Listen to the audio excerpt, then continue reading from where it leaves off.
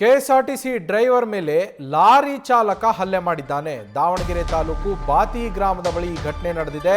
ಬಸ್ಗೆ ತನ್ನ ಲಾರಿಯನ್ನ ತೆಗೆದುಕೊಂಡು ಬಂದು ಅಡ್ಡ ನಿಲ್ಲಿಸಿ ಕೆಎಸ್ಆರ್ಟಿಸಿ ಬಸ್ ಚಾಲಕನ ಮೇಲೆ ಈ ಲಾರಿ ಚಾಲಕ ಹಲ್ಲೆಯನ್ನ ಮಾಡಿದ್ದಾನೆ.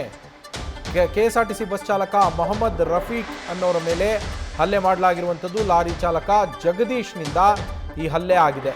ಹಲ್ಲೆ ಆಗ್ತಾ ಇದ್ದಂತೆ ಅಲ್ಲಿದ್ದಂತಹ ಸ್ಥಳೀಯರು ಲಾರಿ ಚಾಲಕನನ್ನ ತರಾಟೆಗೆ ತೆಗೆದುಕೊಂಡಿದ್ದಾರೆ. ಠಾಣೆಗೆ ದೂರು ಕೊಡೋದಕ್ಕೆ ಅಂತೇಳಿ ಮುಂದಾಗ್ತಾರೆ ಬಾತಿ ಗ್ರಾಮದ ಜನ. ಇಷ್ಟೆಲ್ಲ ಡ್ರಾಮಾಗಳು ನಡೀತಾ ಇರುವಾಗ ಸುಮಾರು 1 ಗಂಟೆಗಳ ಕಾಲ ಕೆಎಸ್ಆರ್ಟಿಸಿ ಬಸ್ನಲ್ಲಿದ್ದಂತಹ ಪ್ರಯಾಣಿಕರು ತಾವು ಬಸ್ನಲ್ಲೇ ಕೂರುವಂತಹ ಪರಿಸ್ಥಿತಿ ಕೂಡ ಉಂಟಾಗಿತ್ತು.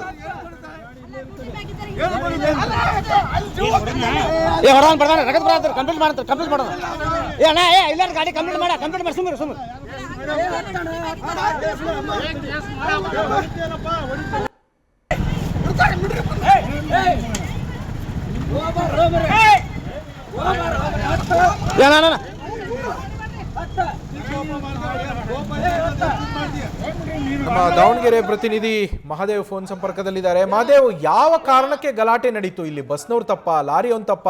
ನಡು ರೋಡಲ್ಲಿ ಇದ್ದಕ್ಕಿದ್ದಂಗೆ ಗಾಡಿಯನ್ನು ಅಡ್ಡ ಹಾಕೊಂಡು ಬಂದು ಧಮಕಿ ಹಾಕೋದು, ಹಲ್ಲೆ ಮಾಡೋದು, ಗಲಾಟೆ ಮಾಡೋದು ಯಾಕೆ ನಡೆದಿದ್ದು? ಕಾರಣ ಏನಿದಕ್ಕೆ?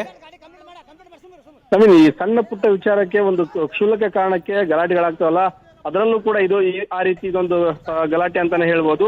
ಏನು ದಾವಣಗೆರೆ ಜಿಲ್ಲೆ ದಾವಣಗೆರೆ ತಾಲೂಕಿನ ಈ ಬಾತಿ ಬಳಿ ಒಂದು ವೇಗವಾಗಿ ಬಸ್ ಹೋಗ್ತಾ ಇರುತ್ತೆ. ಈ ಒಂದು ಸಮಯದಲ್ಲಿ ಆತನಿಗೆ ಲೆಫ್ಟ್ ಸೈಡ್ ಒಬ್ಬ ಬೈಕ್ನವನು ಅಡ್ಡ ಬರ್ತಾನೆ. ಬೈಕ್ನವನು ಅಡ್ಡ ಬಂದ ಅಂತ ಹೇಳಿ ಬಸ್ನವನು ರೈಟ್ಗೆ ಎಳೆದುಕೊಂಡಾಗ ರೈಟ್ ಸೈಡ್ ಕೂಡ ಅಲ್ಲಿ ವಾಹನ ಅಂದ್ರೆ ಲಾರಿ ಚಾಲಕ ಬರ್ತಾ ಇರ್ತಾನೆ. ಈ ಒಂದು ಸಮಯದಲ್ಲಿ ನನಗೆ ಅಡ್ಡ ಬಂದ ಅಂತ ಹೇಳಿ ಒಂದು ಈ ಕ್ಷುಲ್ಲಕ ಕಾರಣಕ್ಕೆ ಇದನ್ನೇ ನಿಮ್ಮ ನೆಪವಾಗಿ ಇಟ್ಕೊಂಡು ಆತನನ್ನ ಓವರ್ಟೇಕ್ ಮಾಡ್ಕೊಂಡು ಹೋಗ್ತಾರೆ. ಓವರ್ಟೇಕ್ ಮಾಡ್ಕೊಂಡು ಹೋಗಿ ಅಲ್ಲಿಗೆ ಬಸ್ಗೆ ಅಡ್ಡ ಹಾಕ್ತಾನೆ. ಆತ ಬಂದು ನೇರವಾಗಿ ಬಸ್ಸು ಆ ಲಾರಿಗೆ ಡಿಕ್ಕಿ ಹೊಡೆಯೋ ರೀತಿಯಲ್ಲಿ ಅಷ್ಟು ಹತ್ತಿರವಾಗಿ ಬಸ್ಸನ್ನ ತೆಗೆದುಕೊಂಡು ಬಂದು ನಿಲ್ಲಿಸ್ತಾನೆ. ನಿಲ್ಲಿಸಿ ಏಕಾಏಕಿ ರೈಟ್ ಸೈಡ್ಗೆ ನೀನು ವಾಹನವನ್ನ ತಂದ್ರೆ ನಾನು ಹೋಗ್ತಾ ಇರೋವಂಥದ್ದು ಡಿವೈಡ್ ಮಾಡಿ ಹತ್ತಿಸ್ಬೇಕಾ? ಈ ರೀತಿಯಾಗಿ ಏನಾರು ಅನಾಹುತ ಆಗಿದ್ರೆ ಯಾರು ಹೊಣೆ?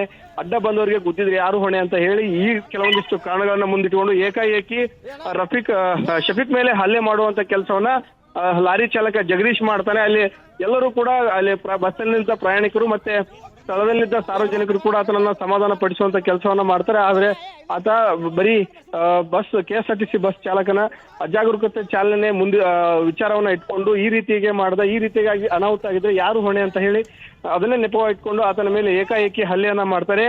ಈ ಹಲ್ಲೆಯನ್ನ ಮಾಡಿದ ನಂತರ ಆತನಿಗೆ ಮತ್ತೆ ತಿಳಿ ಹೇಳುವಂತ ಕೆಲಸವನ್ನ ಸಾರ್ವಜನಿಕರು ಮಾಡ್ತಾರೆ, ಮತ್ತೆ ಬಸ್ನಲ್ಲಿದ್ದವರು ಕೂಡ ಮಾಡ್ತಾರೆ. ಅಲ್ಲಿಗೆ ಆತ ಸುಮ್ಮನಾಗಿ ಮತ್ತು ಆತನನ್ನ ಬೆದರಿಸಿದಾಗ ಹೋಗುವಂತ ಕೆಲಸ ಆಗುತ್ತೆ. ಈ ವಿಚಾರವಾಗಿ ಸಾಕಷ್ಟು ಸಮಯಾವಕಾಶ ಅಲ್ಲೇ ಇದ್ದು ಈ ರೀತಿಯಾಗಿ ಪ್ರಯಾಣಿಕರಿಗೆ ಮತ್ತು ಅಲ್ಲಿ ಇರುವಂತ ಸ್ಥಳೀಯರಿಗೆ ಹೋಗುವಂತ ವಾಹನ ಕೂಡ ತೊಂದರೆ ಕೊಟ್ಟಿದ್ರಿಂದ ಅಲ್ಲಿ ಸ್ಥಳೀಯರು ಕೂಡ ಆತನ ಮೇಲೆ ಠಾಣೆಗೆ ದೂರು ನೀಡೋಕೆ ಮುಂದಾಗಿದ್ದಾರೆ. ಇದು ಅಂದ್ರೆ ದಾವಣಗೆರೆ ಗ್ರಾಮಾಂತರ ಠಾಣಾ ವ್ಯಾಪ್ತಿ ಬರುತ್ತೆ. ಈಗ ಅಲ್ಲಿ ಠಾಣೆಗೂ ಕೂಡ ದೂರು ಕೊಡೋಕೆ ಮುಂದಾಗಿದ್ದಾರೆ.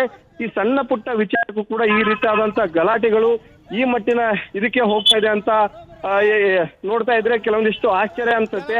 ಸಣ್ಣ ಕೆಲಸ ಅದೊಂದು ಅಡ್ಡ ಬಂದಿದೆ ಅಂತಂದ್ರೆ ಯಾರಿಗೂ ಏನು ಸಮಸ್ಯೆ ಆಗಿರಲಿಲ್ಲ.